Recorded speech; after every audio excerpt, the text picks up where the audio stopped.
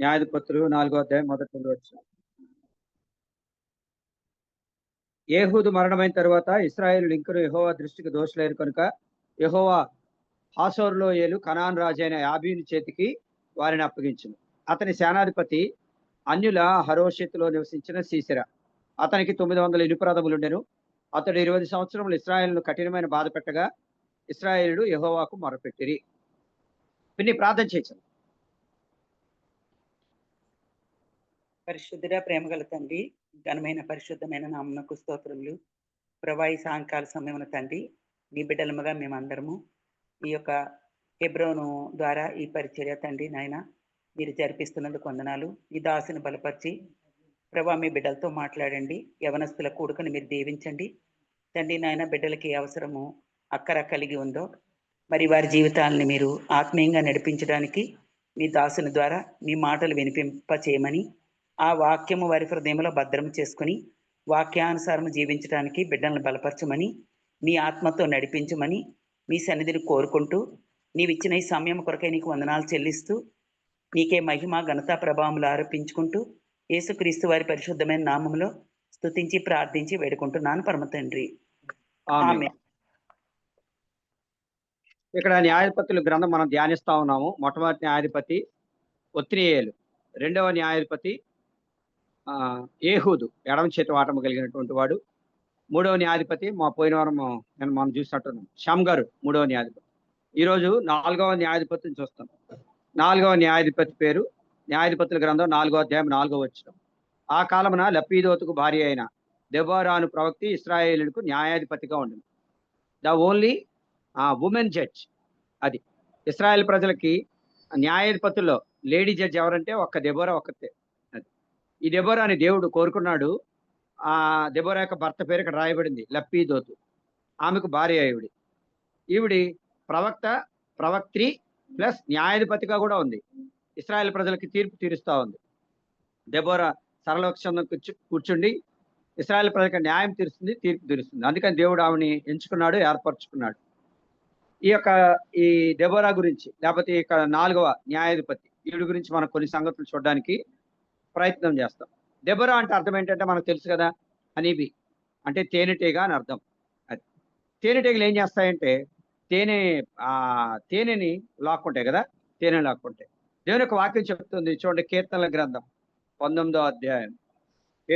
కీర్తనల గ్రంథము 19వ అధ్యాయము 10వ వచనంలో ఒక మాట ఉంది. కీర్తనలు 19:10. అవి బంగారు కంటెను విస్తారమైన మేలు బంగారు కంటెను కోరదగినవి, తేనె కంటెను జుంటె తేనె ధారల కంటెను మధురమైనవి. ఏంటవి? నీ న్యాయ విధులు 9వ వచనంలో, లేదా దేవుని యొక్క వాక్యం, ఆయన శాసనములు, ఆయన న్యాయ విధులు, ఆయన ఏర్పరిచిన ధర్మము, ఇవన్నీ కూడా దేవుని యొక్క వాక్యం గురించి మాట్లాడేటువంటి సంగతి. అంటే దేవుని వాక్యం ఎలాగుంటుందంటే తేనె కంటే జుంటె తేనె ధారల కంటే మధురమైనటువంటి దేవుని యొక్క వాక్యం. మనకు తెలుసు కదా, వాక్యాన్ని పాలతో పోల్చారు, సుత్తితో పోల్చారు, మాంసంతో పోల్చినారు, దీపంతో పోల్చారు, ఖడ్గంతో పోల్చారు, ఇక్కడ తేనెతో పోల్చారు. అది ఇది చాలా మధురమైనటువంటిది నోటికి. మనకైతే మధురమైనవి చాలా ఉంటాయి కదా మన జీవితంలో, మనకి ఇష్టమైనవి. లేకపోతే మనకు వస్త్రాలు కావచ్చు, లేకపోతే సినిమాలు కావచ్చు, ఇంకా రకరకాలవి కదా. లోకంలో మనం ఉన్నప్పుడు మన ఇష్టాలు వేరు, దేవుళ్ళలోకి వచ్చిన తర్వాత మన ఇష్టం వేరు. ఒక విశ్వాసి దేవుళ్ళలోకి వచ్చిన తర్వాత, అంతకుముందు లోకంలో ఒకవేళ సినిమాలు చూసేవాడు అనుకోండి, ఈ దేవుళ్ళలోకి వచ్చిన తర్వాత ఆ సినిమాలు అతనికి ఎలా ఉంటాయంటే అసహ్యంగా ఉంటాయి. అది ఎందుకంటే యెహోవా యందైన భయము పవిత్రమైనది, అది అన్నిటికీ నిలిచేటువంటిది. నువ్వు లోకంలో ఉన్నప్పుడు వాటిని ప్రేమించుండవచ్చు, ఇప్పుడు దేవుళ్ళలోకి వచ్చిన తర్వాత అంతకుముందు ఒక అధ్యాయం చదివాడు, ఇప్పుడు 2 అధ్యాయాలు 3 అధ్యాయాలు 4 అధ్యాయాలు. ఇందాక మేము అక్కడ యవనస్తులకు క్విజ్ పెడతా, భక్సింగ్ గారి పుస్తకంలోంచి కూడా 2-3 క్వశ్చన్లు అడుగుతామని చెప్పినాం ఆ యవనస్తులకి. అక్కడ చెప్పనశక్యము మహిమాయుక్తమైన సంతోషం అని చిన్న పుస్తకం రాశారు భక్సింగ్ గారు. ఇదిగో ఇది మీకు తెలిసే ఉంటది, మీలో చాలా మందికి ఇది కనబడుతుంది అనుకుంటాను. చెప్పనశక్యము మహిమాయుక్తమైన సంతోషం. అందులో ఆయన రాస్తూ వచ్చినాడు, దినమునికి మారుమనసు పొందిన కొత్త దినాల్లో 14 గంటలు చదివాడంట వాక్యాన్ని. 14 hours. చూసారా, రోజుకి 24 గంటలు 14 గంటలు చదివాడు. నేను మారుమనసు పొందిన కొత్తలో గట్టిగా 1 గంట లేకపోతే 2 గంటలు అంతే, అంతకుమించి కాదు. అందుకని ఆయన ప్రపంచమంతటా ప్రఖ్యాతి గాంచినాడు. ఆయన ప్రార్థనా జీవితం, ఆయన వాక్యధనం, ఆయన సమర్పణ వేరు. మెట్టుకు దేవుని వాక్యాన్ని అంతగా ప్రేమిస్తూ వచ్చినాడు. ఆయన వాక్యాన్ని ఎక్కువగా ప్రేమిస్తూ వచ్చినాడు. ఆయనకు వాక్యం ఎలాగుందంటే కీర్తనాకారుడు అన్నట్టుగా జుంటె తేనె ధారల వలె ఉంది. అది తేనె ఎంత మధురంగా ఉంటుందో అలాగే వాక్యము కూడా. మీరు అరకు ఆ ప్రాంతానికి వెళ్తే అక్కడ మీకు తేనె కదా, స్వచ్ఛమైనటువంటి కొండ తేనె దొరుకుతుంది. దేవుని వాక్యంలో ఉంది కదా, కొండ తేనెతో నేను నిన్ను తృప్తిపరచదును అని. కొండ తేనె అంటే దేవుని యొక్క వాక్యమే. అంతకంటే శ్రేష్టమైనది, అతి శ్రేష్టమైన గోధుమలను అనుగ్రహించి నేను నిన్ను పోషించదును, కొండ తేనెతో తృప్తిపరచదును అన్నాడు ఆయన. అంటే దేవుని యొక్క వాక్యము ఈ తేనె కంటే మధురమైనటువంటిది. నువ్వు చదివే కొద్దీ ఏంటంటే దేవుని యొక్క గొప్పతనం, ఆయన యొక్క ప్రేమ, పరలోకంలో ఆయన యొక్క ఐశ్వర్యం, ఆయన మహిమ, ఆయన ప్రభావము, రేపొద్దున దేవుడు మనకు చేయబోయే మేళ్ళు, ఇవన్నీ కూడా దేవుని యొక్క వాక్యంలో గుప్తమై ఉన్నాయి. నువ్వు వాటిని చదివే కొద్దీ ఏంటంటే నీ జీవితము ఎంతో సారవంతమైనదిగా ఉంటుంది. కీర్తనకారుడు 1వ అధ్యాయంలో రాసినాడు కదా, అతడు చేయనదంతయు సఫలమగును అని రాసినాడు. దేవుని వాక్యం ఎవరైతే చదువుతారో వాళ్ళు వాళ్ళు చేసేదంతా కూడా ఏమవుతుంది, సఫలమవుతుంది. ఒక్క నిమిషం లైన్లో ఉండండి, ఈ ఫోన్ అక్కడ ఇచ్చేసి వస్తారా.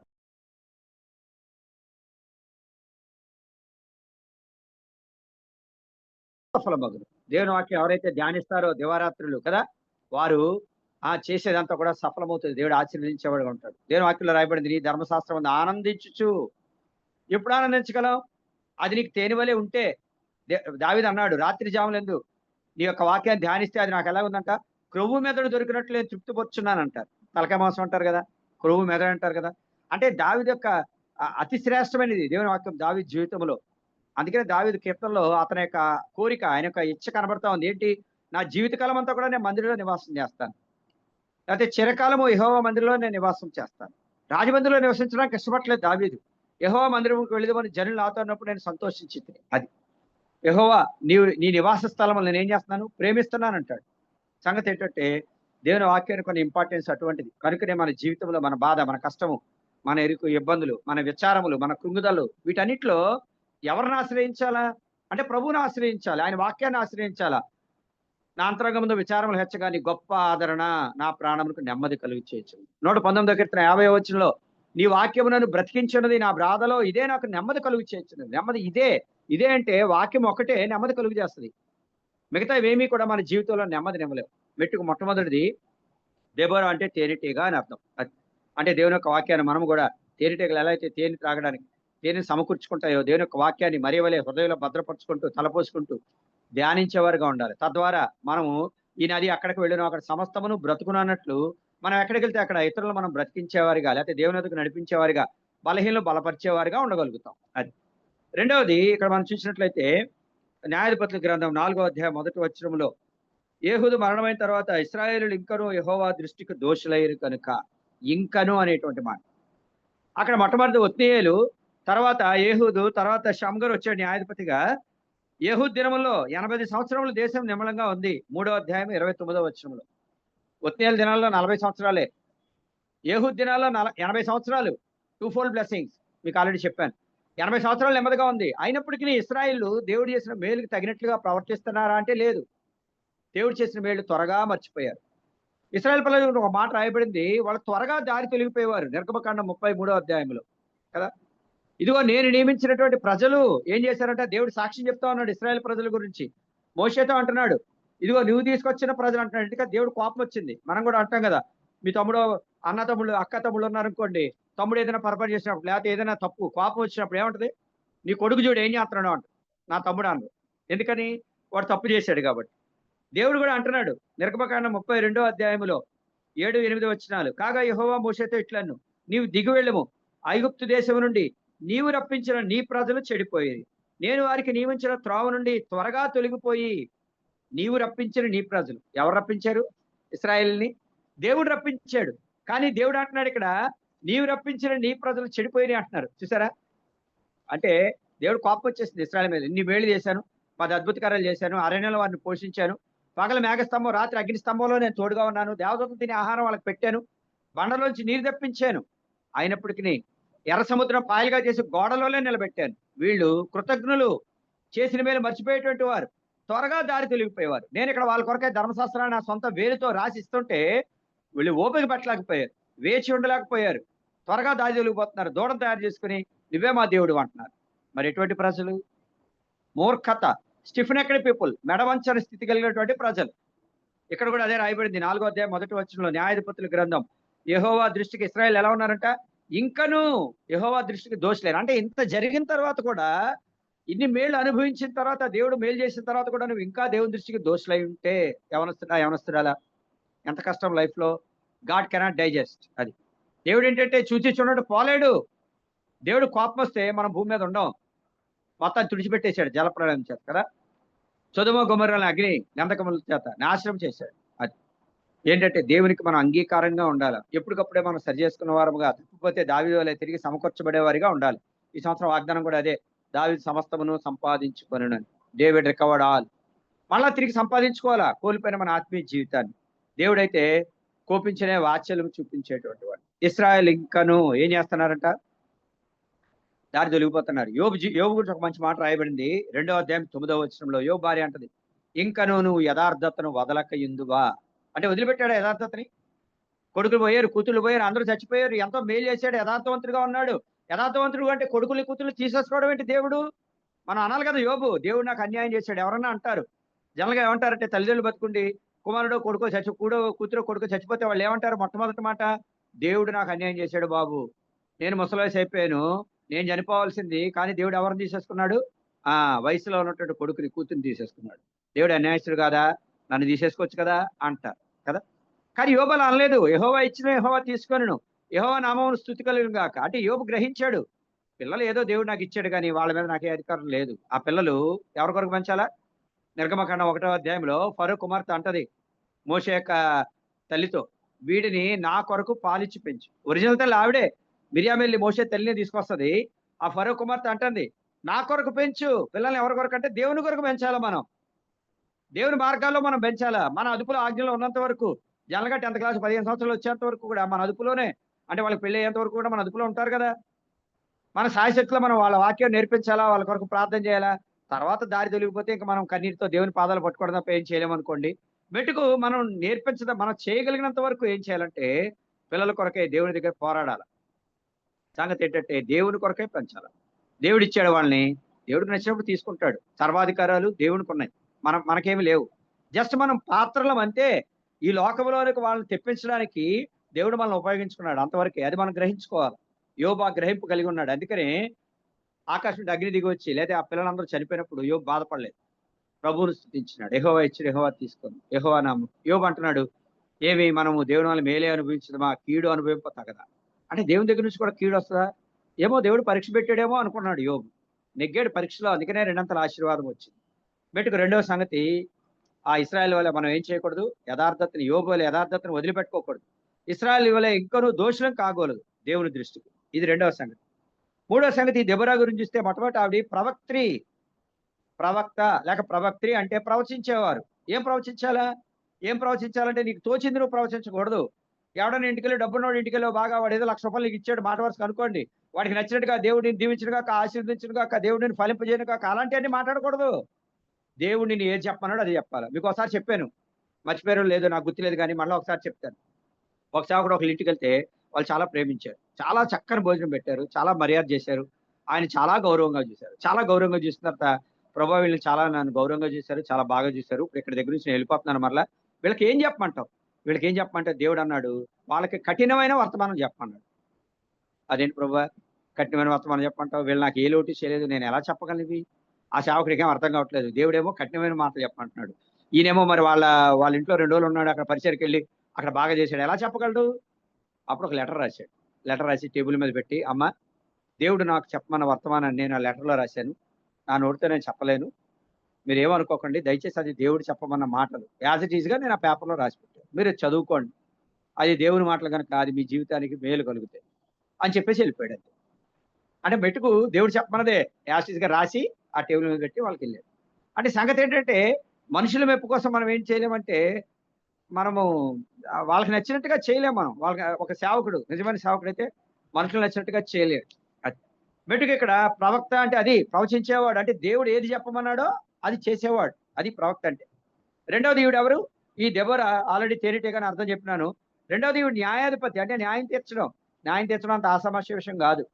సొలొమోను దగ్గరికి 2 స్త్రీలు వచ్చి చంపేశారు. మీకు తెలుసు కదా స్టోరీ. ఒక పిల్లని చంపేశారు. 2 స్త్రీలు అంటున్నారు, ఈ బిడ్డ నాది, ఈ బిడ్డ నాది అంటున్నారు. అది మరి ఎలా న్యాయం తీర్చాలా? సొలొమోను అన్నాడు, కత్తి పట్టరండి, కట్ చేసి చెరోటి ఇచ్చేయండి అని. చూసారా? అంటే దేవునికి జ్ఞానం ఉంది ఆయనలో.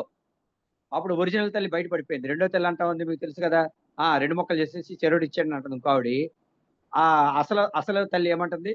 అయ్యా ఎవరో ఒకరి దగ్గర బతకని, చచ్చిపోతే నాకేం వస్తుంది, నా బిడ్డ కడుపు కోత, నేను అలా చేయలేను. ఆవిడే ఒరిజినల్ తల్లి, ఆవిడకి ఇచ్చేయండి అన్నాడు. న్యాయం తెచ్చడం సామాన్యమైన విషయం కాదు. సొలొమోను అడుగుతాడు దేవుడిని, ఇంత గొప్పదైన నీ ప్రజలకు న్యాయం తీర్చగలవాడు, కాబట్టి నాకు బుద్ధి వివేకం గల హృదయం దయచేయి తండ్రి అని కోరుకున్నాడు సొలొమోను. సొలొమోను చేసిన ఈ మనవి ప్రభువునికి అనుకూలమైంది. మెట్టుకు మూడవ సంగతి దెబోరా ప్రవక్త్రి, దెబోరా న్యాయాధిపతి, అంటే కరెక్ట్ గా న్యాయం తీర్చేటువంటి. మూడవది, దెబోరా ఏం చేస్తా ఉంది, భయం లేనటువంటిది. యుద్ధానికి ఆ యొక్క ఎవరితో పాటు వచ్చింది, ఈ బారాకుతో పాటు ఎక్కడికి వస్తా ఉంది, నువ్వు నాతో పాటు రావాలంటే యుద్ధానికి వచ్చింది. యుద్ధానికి జనరల్గా స్త్రీలు వస్తారేంటి, స్త్రీలు రారు. కాకపోతే బారాకుతో పాటు, బారాకు నేను ఒక్కడిని వెళ్ళాను, నువ్వు కూడా రావాలంటే వచ్చింది. అంటే భయం లేనటువంటిది. ఎవరికి భయపడదు, దేవునికే భయపడుతుంది. దేవుడు అన్నాడు కదా, ఆత్మను శరీరాన్ని కూడా నరకములో వేయగలవానికి మిక్కిలి భయపడారు. మనుషులు పెట్టే నిందకు భయపడకండి అన్నారు. మనుషులు అన్నమాటలు అంటారు, యేసు ప్రభునే అన్నారు, మనం ఎంత, నువ్వు దేవుడు అయితే దిగిరా అన్నారు ఆయన పట్టుకుని. అది దిగొస్తే వీళ్ళు ఉంటారా, ఆయన దిగిరావట్లేదు, సిలువ మీద నుంచి ఉప్పు అన్నాడు అనుకో గట్టిగా, మొత్తం అందరూ వెళ్ళి అరేబియా సముద్రంలో పడదు. అది ఒక దెబ్బకు చనిపోదు ఆయన తలుచుకుంటే. పేతురుతో అన్నాడు, నేను తండ్రిని వేడుకోవాలని, ఆయన 12 సేనావ్యూహముల కంటే ఎక్కువైనటువంటి సైన్యాన్ని పంపలేడని నువ్వు అనుకుంటున్నావా?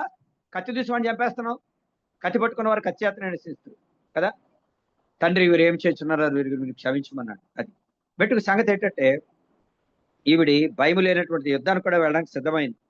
4వది 5వ అధ్యాయం 2-3 వచనాల్లో చూస్తే, ఇశ్రాయేలు యుద్ధశాలు ధైర్యం కనపరిచింది, ప్రజలు సంతోషముగా సిద్ధపడరు, యెహోవాను స్తుతించుడి.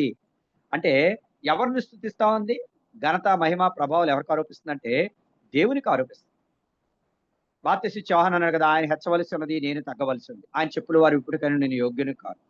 అది బాప్తిస్మ యోహాను అసలు ఎక్స్ట్రాడినరీ పర్సన్. యేసు ప్రభు అన్నాడు ఆయన గురించి, స్త్రీల కన్నువారిలో బాప్తిస్మ యోహాను కంటే గొప్పవాడు లేడని దేవుడు చెప్తుంటే, బాప్తిస్మ యోహాను ఏం చెప్తున్నాడు, ఆయన చెప్పులు పట్టుకోవడానికి కూడా నేను యోగ్యుని కాదు. చూసారా, ఎప్పుడు గొప్పవాళ్ళు అలాగే చెప్తారు. మనం ఏం చెప్తాం, నేను ఏమి లేని ఇస్రాకుని కనుక ఎగిరెగిరి పడతాను. అది ఏమి లేని వాళ్ళు ఎగిరెగిరి పడతారు, గొప్పవారేమో కాముగా ఉంటారు. అది గొప్ప గొప్ప కార్యాలు చేస్తారు కానీ కాముగా ఉంటారు. దానియేలు ఈ కలభావం నీకు చెప్పడం సాధ్యమా అంటుంటే, దానియేలు అంటున్నాడు, ఇతరుల మనుషుల కంటే విశేష జ్ఞానం ఉండటం వలన నాకు చెప్పడం కాదు, దేవుని కృప వలన.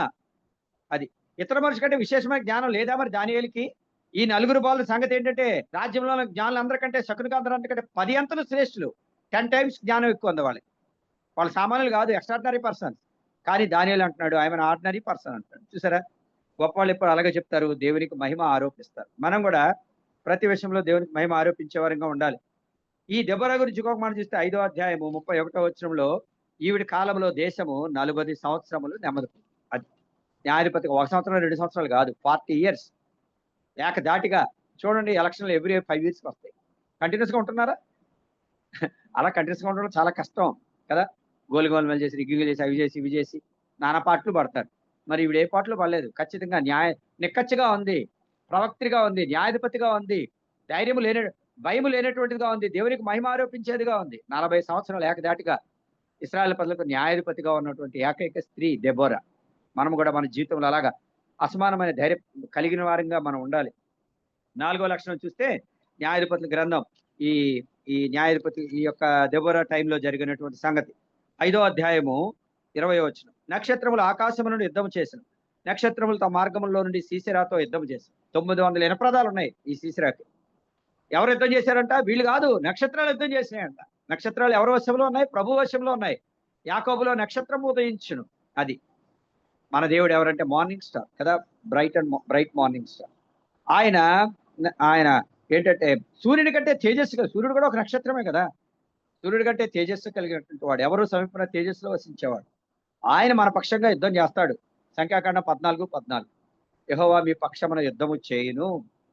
సంఖ్యాకాండం 14:25లో ఐగుప్తీయులు అనుకుంటున్నారు, ఇశ్రాయేలు దేవుడు మన పక్షంగా యుద్ధం చేస్తున్నాడు, పారిపోదాం రండి అని చెప్పుకున్నారంట. చూసారా, ఎవరు యుద్ధం చేశారు?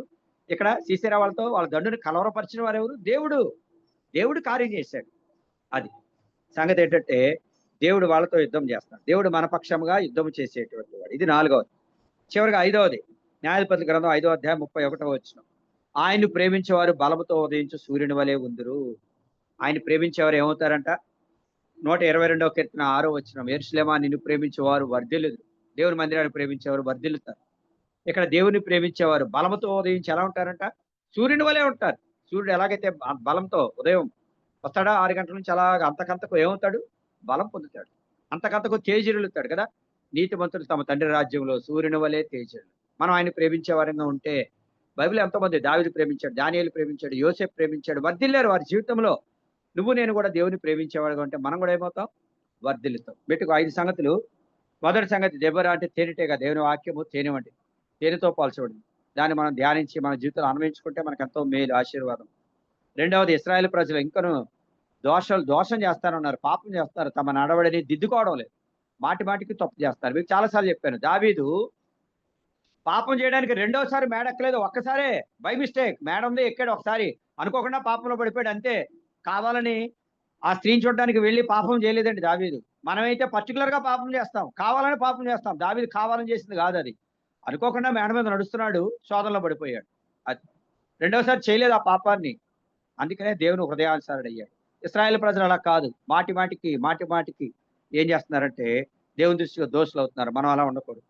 మూడో దెబొరా గురించి చూసాం, ఆవిడ లక్షణాలు. ఆవిడ ప్రవక్త్రి, ఆవిడ న్యాయాధిపతి, భయం లేనటువంటిది, దేవునికి మహిమ ఆరోపించింది, 40 సంవత్సరాలు ఏకధాటిగా పరిపాలన చేసింది, లేకపోతే న్యాయం తీరుస్తూ వచ్చింది ఇశ్రాయేలు ప్రజలు. నాలుగో సంగతి నక్షత్రాలు. అక్కడ సీసెరాతో యుద్ధం చేసిన ఈ నక్షత్రాలు అంటే దేవుడు మన పక్షంగా యుద్ధం చేయవాడు. చివరిగా ఐదవది, ఆయన ప్రేమించేవారు ఎలా ఉంటారు? బలముతో ఉదయించే సూర్యుని వలె ఉంటారు. మనం కూడా దేవుని ప్రేమిస్తే మనం కూడా దేవుడు బలం అనుగ్రహిస్తాడు, ఆశీర్వాదం అనుగ్రహిస్తాడు. పేతురుతో అడిగాడు, వీరికంటే ఎక్కువగా నీవు నన్ను ప్రేమిస్తున్నావా అని. దేవుని మన పూర్ణ హృదయంతో ఎక్కువగా ప్రేమించడానికి ప్రయత్నం చేయాలి. చేస్తే అప్పుడు దేవుడు మనల్ని సమృద్ధిగా దీవిస్తాడు. దేవుడి కొద్ది మాటలు మన వినికిల్లో దీవించినగా. Praise the lord. మాకు ప్రేయర్ మీటింగ్ టైం అయిపోతుంది.